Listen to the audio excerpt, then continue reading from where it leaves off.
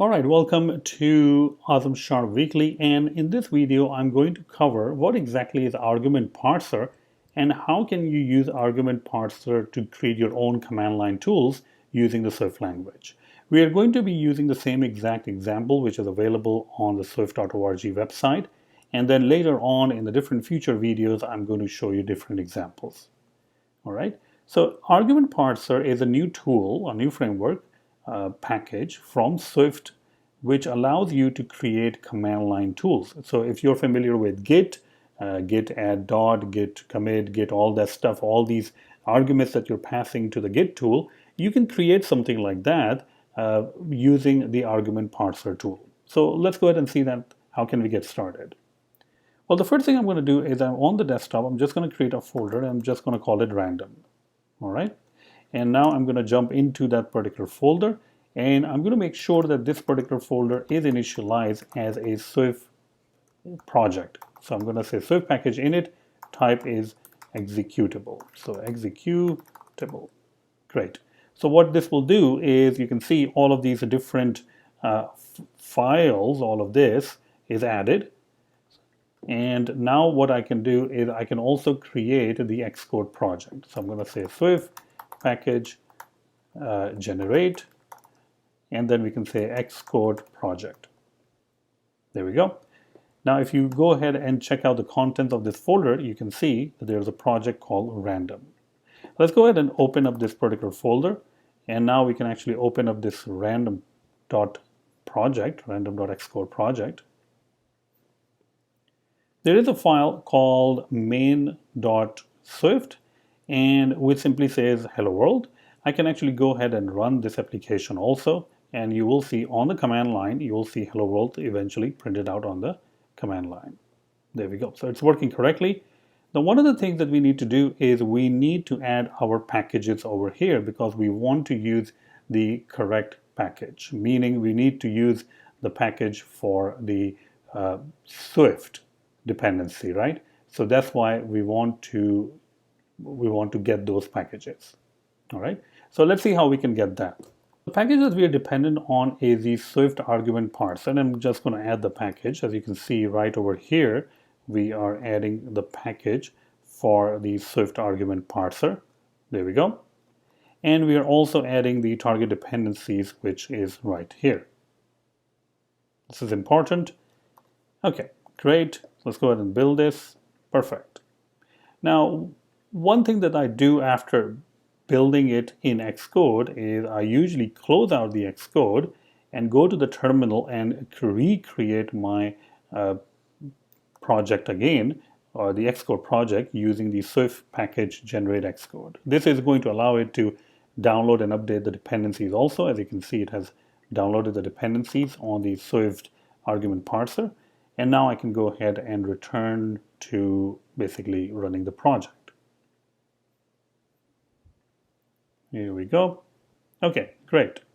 So now the first thing we need to do inside our file over here is we need to make sure that we are importing the argument parser. So we'll start with import argument parser, and we have to use the argument parser because the argument parser framework contains all the stuff that we need to, well, create our argument parser.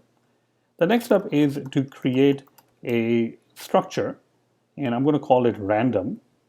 This will be our main thing that the main function of the app to generate random numbers. And once again, this example is actually taken from swift.org. This is going to be a parsable command, meaning that this is a command that can be parsed by the program. We have to provide at least some sort of argument, right?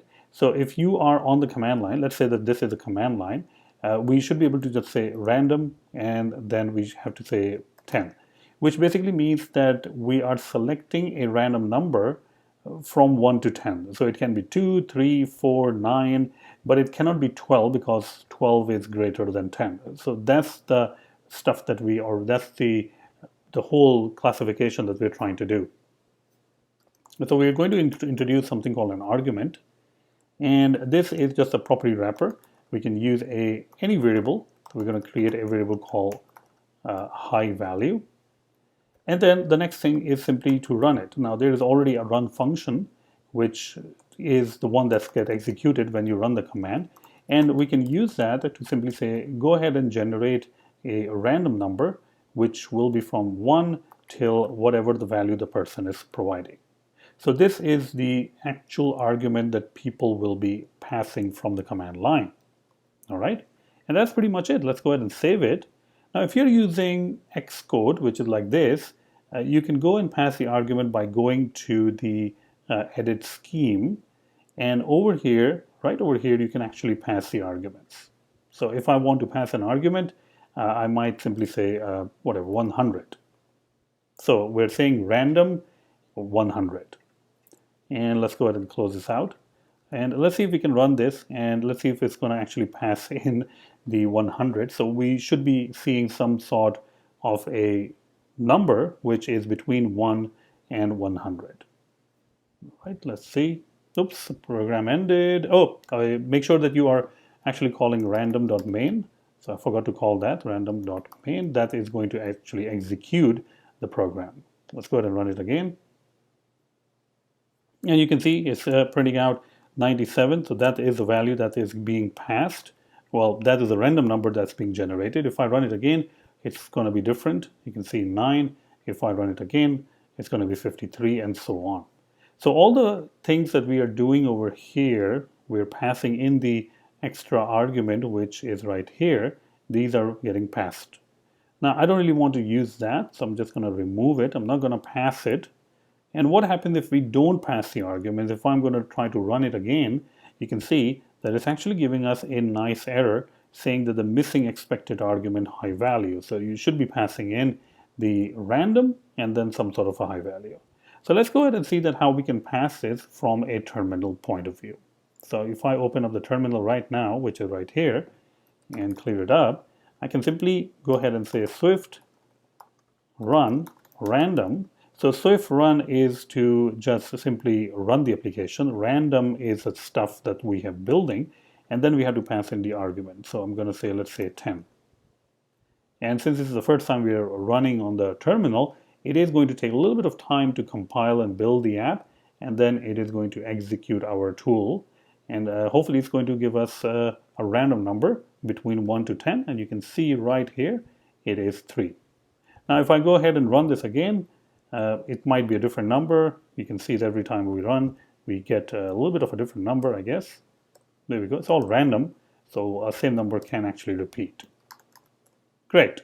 So we were able to pass in a random number, or we were able to generate the random number. That's actually pretty cool, right? Okay. So the first thing is, how can we customize the help and how can we even validate? Right now, if I open this up and if I say Swift run random, random is, by the way, our application. This is the name of our project. And if I say help over here, you can see that it does provide you some sort of help menu, which is saying the arguments and all that stuff. But how can we make it much better? So let's go ahead and make it a little bit better. So inside the random over here, we can go ahead and declare something called a configuration. So I'm just going to go ahead and create a configuration, which will be of type command configuration. So I'm going to go ahead and say command configuration. And over here, you can pass in a lot of different things, as you can see over here, but most of them are optional. I'm just going to pass in the abstract. And in the abstract, you can pass in whatever you want. So something about your application. Chooses a random number, chooses a random number between 1 and input. Great. All right. Let's go ahead and build that. Great, it's building. Now we also have to validate, because sometimes people will enter negative numbers, sometimes people will enter values that are not numbers. So there is a function that you can execute or you can use, which is called the validate function. So let's go ahead and implement validate function. We are going to validate if the high value is only greater than equals to 1, then it's fine. Else, we are going to go ahead and throw an error, and we are going to say validation error with a message which can be anything. I mean, we can say over here that the value should be greater, or should be at least 1 or something. All right. So this is where we can add a bunch of validation. Let's go ahead and save it. Let's go ahead and build it. Let's go ahead and check it out over here. So now if I go ahead and say help, it's a little bit more descriptive. As you can see right over here on the top, now you see some sort of a text over here. That's good, right? And what happens if I pass in something wrong? So Swift run random, and if I'm passing, let's say Z. Okay, so Z is invalid, blah, blah, blah. If I go ahead and pass in, let's say 0, and now you can see a little bit more descriptive message over here, which is saying value should be at least 1. All right. Great. So that's working out pretty good. We are able to run this. Now the question is that how can we use something called subcommands? Meaning, how can we run something like this? If I say Swift run random, and how can I say number 100? Over here, the number part is a subcommand. But how can we do that, right? Now you have already seen this multiple times. If you're using GitHub or Git, you have seen it git add dot git add whatever file name. So in that case, the add is the subcommand. So we're trying to make similar interaction with our application. So how can we do this? Well, the easy way of doing this is by using first of all, using the same structure that we have.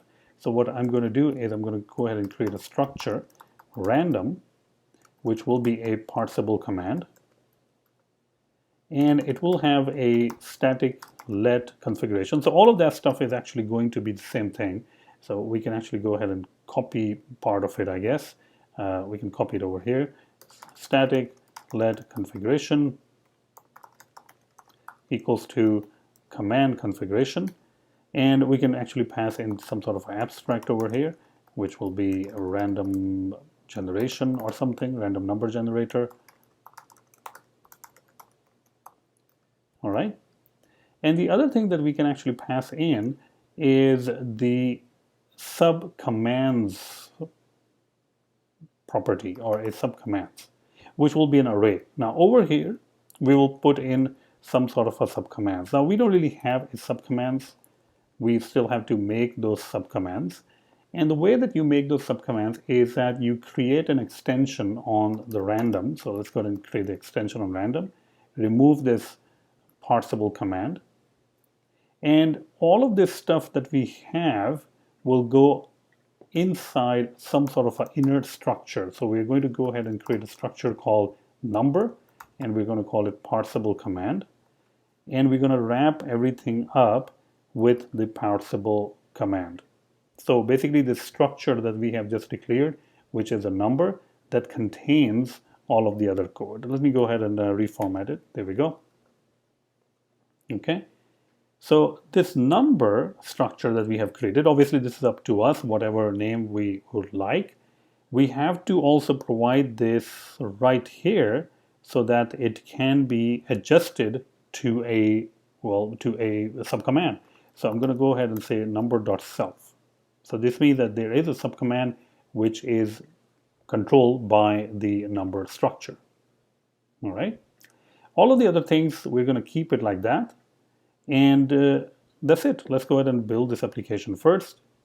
Now, if you want to run it, let's go over here. Let's clear this out. We're going to say Swift run random and number 100. Now, how does it know that this number, where is this coming from? Well, if you check out the name of the structure that we have given, which is right over here, that's the same exact thing, but in the lowercase. So this one is lowercase, and it is mapping to the number structure. It's not something that I'm randomly putting over here in the arguments. It has to be number because that is the subcommand. All right. And if I go ahead and run this, you can see that it's telling us 47. So it works exactly like before, but now it has a little bit more, well, subcommands added to it, in other words. All right. Let's go ahead and take this to the next level. We're going to create another subcommand, and that will be pick, meaning we are going to pick some random elements from an array that the person is going to tell us that array, and it's going to just give us some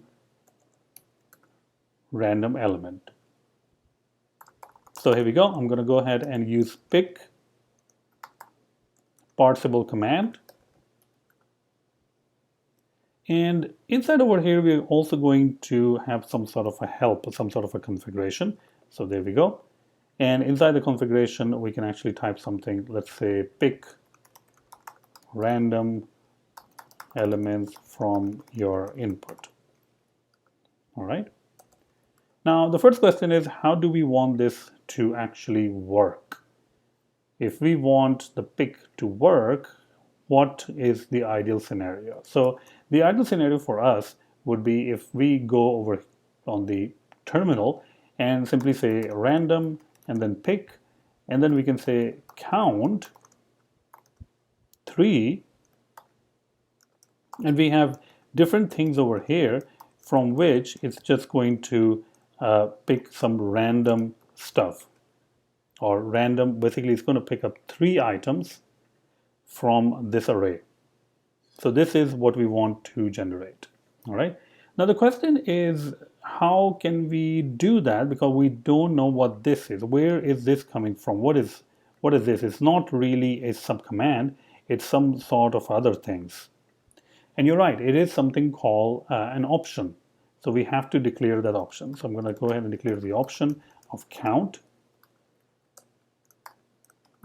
And you're going to use option, and you can provide a default value. So we're going to pick up 1 item. So all the options, or everything that is decorated with option not body parts, or property wrapper, it can use a syntax of -- option. All right. So there we go. And the next thing is the actual help text. This is the number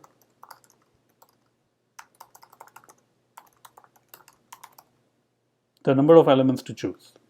So this is the option. We still have to create the elements, basically this, who is going to be storing all of the array. So this will be an actual argument that is being passed to the user. And over here we can say elements, which will be an array. So array of strings is fine. All right. Now, if there is some sort of a validation stuff going on, we're going to just throw an error. So there we go. We're just going to throw that error. And inside the run, we can go ahead and return those. So just going to implement the run function.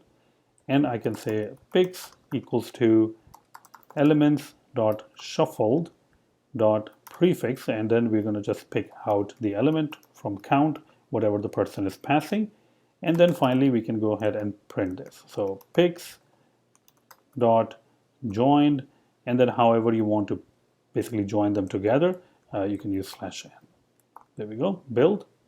Okay, build failed. Random pick does not conform to some protocol. Let's see what protocol are they talking about. That is not correct. Okay, and I'm going to also pass in. I'm not sure why it is. Oh, extension random, that's perfectly fine. Struct, pick, we have the run, we have the validate, we have most of the stuff that we need. And I'm also going to pass this in the pick.self, just to be sure. All right. Let me just double check on this. Why is it, maybe I'm missing something, but why is it complaining over here? Okay, there was some error. I actually had to copy or write the code again, and that's not here. Maybe I was actually missing out on the argument. Most probably it was that. I was not closing the tag. But anyway, this is our command. Let's go ahead and build this. And we have also added it right over here as subcommands. All right, let's build it. Oops, again, it's having a problem. There we go. It's a, yeah. All right. Now let's go ahead and run it. So what we're going to do is we're first going to clear this up. We're going to say Swift run random. And you can see that random, we have this command and we can say count.